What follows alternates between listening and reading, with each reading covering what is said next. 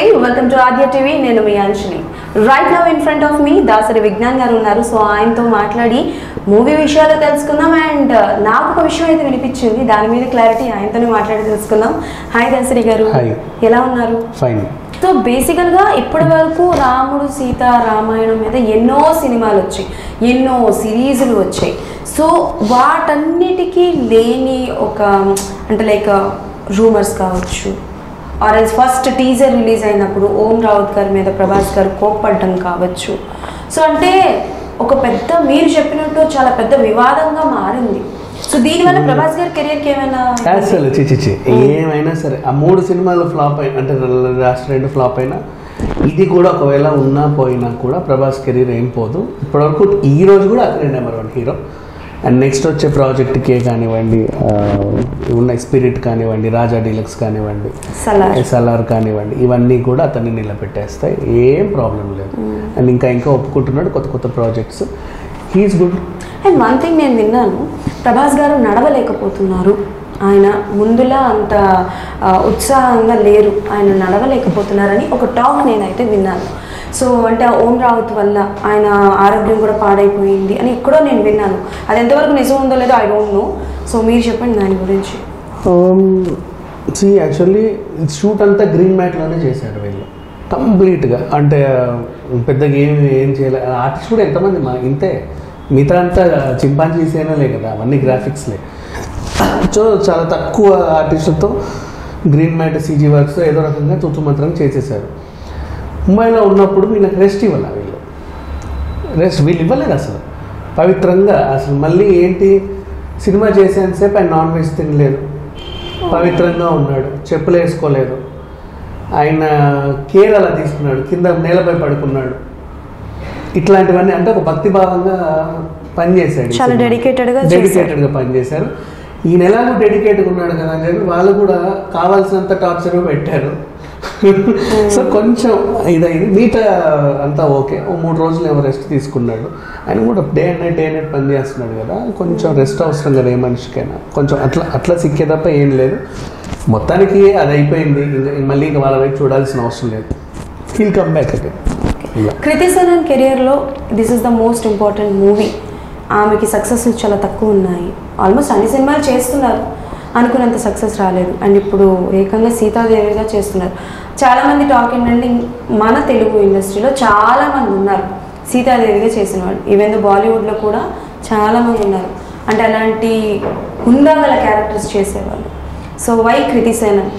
First దీపికని అనుకున్నారు, తర్వాత కృతికి వెళ్ళింది ఆ హైట్ వల్ల, ఆవిడకున్న హైట్ వల్ల. అండ్ నెక్స్ట్ వీళ్ళు సెలెక్ట్ చేసే టైంలో కూడా ఏ హీరోయిన్కి అయితే ఎక్కువ రూమర్స్ ఉండవో వాళ్ళని తీసుకుందాం అనుకున్నారు, సీతమ్మ క్యారెక్టర్ కాబట్టి. Kriti Sanon she's a very good actor, తనకేం రూమర్స్ లేవు. అండ్ ఆల్సో అమ్మాయి హైట్ ఒక ప్లస్ అయితే వీళ్ళ మ్యాచింగ్ కుదిరింది, బాగుంది. ఎట్లా ప్రభాస్, దీపిక పదుకొనే ఆల్రెడీ ఇంకో సినిమా చేస్తుంది. సో అందులో వీళ్ళిద్దరి మధ్య కెమిస్ట్రీ ఉంది. సో మళ్ళీ ఇక్కడ సీతగా ఈమెని పెడితే బాగోదని చెప్పేసి కొత్త క్యారెక్టర్ని పెట్టుకున్నారు. ఈమె హైట్ ఈమెకు ఒక ప్లస్ అయింది, అంతే, అందరి నుంచి ఇంకేం లేదు. ఓకే. సో కావాలని బాలీవుడ్ హీరోయిన్ని తీసుకున్నారు, టాలీవుడ్ వాళ్ళని దూరం పెట్టి. టీం అంతా అక్కడే వాళ్ళే కదా, షూట్ కూడా అక్కడే చేశారు, పాటలు అక్కడే రాసుకున్నారు. మనకి ఇంకా పాటలు కూడా డబ్బు, ఆ పాటని మన వాళ్ళు అనువాదం చేశాడు. ఈయన వాళ్ళ పేర్లు వస్తాయి, ఈయన పేర్లు వస్తాయి, మొత్తం అంతా. ఇది హిందీ డబ్బింగ్ సినిమా ఆది పురుషు చెప్పినప్పుడు మాత్రం అన్ని భాషల్లో తీస్తున్నామని, కానీ ఒక ప్రభాస్ ఒక్కడే తెలుగువాడు అందులో, మిగతా మొత్తం అదే నార్త్ సర్కే. ఆ పాటలు కూడా వినసొంపుగా లేవు కదా, చీదర పుడుతుంది సాంగ్స్ వినాలంటే. ఇప్పుడు శ్రీరామదాస్ పాటలు వినండి, పదాలు ఏముండవు, వెరీ సింపుల్ పదాలు.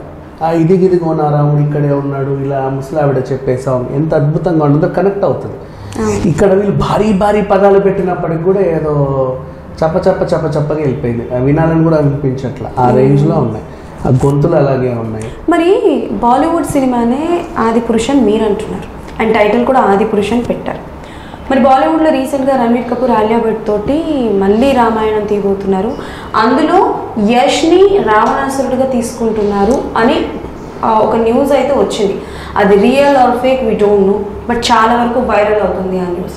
సో ఆల్రెడీ బాలీవుడ్లో చేసింది, మళ్ళీ ఎందుకు బాలీవుడ్లో తీయాలనుకుంటున్నాను? అట్లా ఏం లేదు, బాలీవుడ్లో తీయాలని. రామాయణంలో చాలా కథలు ఉన్నాయి, వీళ్ళు ఆది పురుషు దీన్ని డిస్టర్బ్ చేయకుండా. ఇప్పుడు మొన్న వచ్చిన Sriramaraju love Kushala point of చాలా పాయింట్లో రామాయణాన్ని తీయొచ్చు. మీరు చెప్పినది దాంట్లో యశ్ అన్నారు, తర్వాత రావణుడు మన హృతిక్ రోషన్ అన్నారు, ఇంకా ఉన్నాయి. అదైతే నడుస్తుంది, అది నీట్ రామాయణమే, పద్ధతిగానే ఉండబోతుంది, ఇట్లా వివాదాలు అవ్వదు.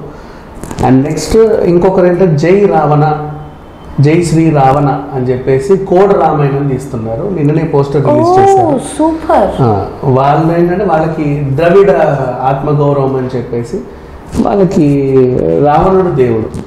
సో వాళ్ళు ఆయన పాయింట్ ఆఫ్ వ్యూలో 3 భాగాలుగా వస్తుంది. మొదటి భాగం అయిపోయింది, రామాయణం అర్ధ భాగము. నెక్స్ట్ కోడ్ రామాయణం అని టైటిల్ పెట్టారు.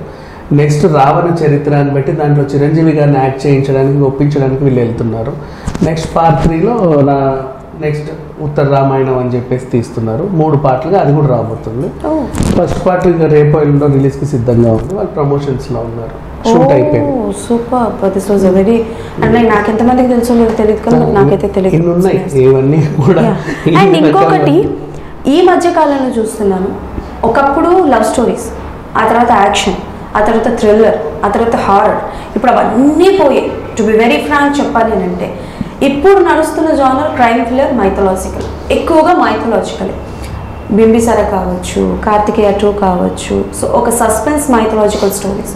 సో పాత కథలన్నింటినీ తవ్వుతున్నారు రామాయణం ఇప్పుడు. అండ్ మహాభారతాన్ని కూడా 5 పార్ట్లుగా తీస్తున్నారు అని టాక్ అయితే వినిపించింది. సో దాని గురించి మీకు ఏమైనా అప్డేట్ తెలుసు? రామాయణాన్ని, మహాభారతం రాజమౌళి గారి కళ ఎప్పటి నుంచో. అండ్ ఇంకొక రామాయణం అల్లు అరవింద్ గారి కూడా కళ, ఆయన కూడా ఒక రామాయణం తీద్దామనేసి అనుకుంటున్నాడు. సో రామాయణం మీద చాలా మందికి ఉంది. అండ్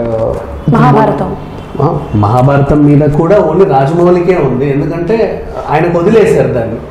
మనం ఎంతమందిని తీసినా రాజమౌళి చచ్చినట్టు మళ్ళీ తీస్తాడు, మనం తీసి బరువు పోగొట్టుకోవడం కంటే ఆయన్ని తీయడమే బెటర్ అని చెప్పేసి వీళ్ళు కొంచెం దూరంగానే ఉన్నారు. అండ్ శ్రీకృష్ణుడు స్టోరీ మీద కూడా కొన్ని కథలు వస్తున్నాయి. ఇంకా మొన్న శాకుంతలం ఎలాగో మనం చూసాము, ఆయన కూడా పాపం ఏదో పురాణం చెప్పాలని అనుకున్నాడు కానీ అది కొంచెం వికటించింది. ఇట్లాంటి సినిమాలు ఇంకా వస్తూనే ఉన్నాయి.